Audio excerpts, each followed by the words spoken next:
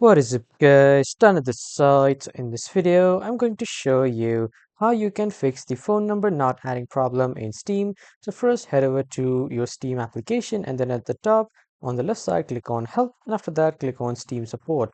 After that a new page of Steam support will open, and from this page you just simply need to scroll down until you see the option to my account.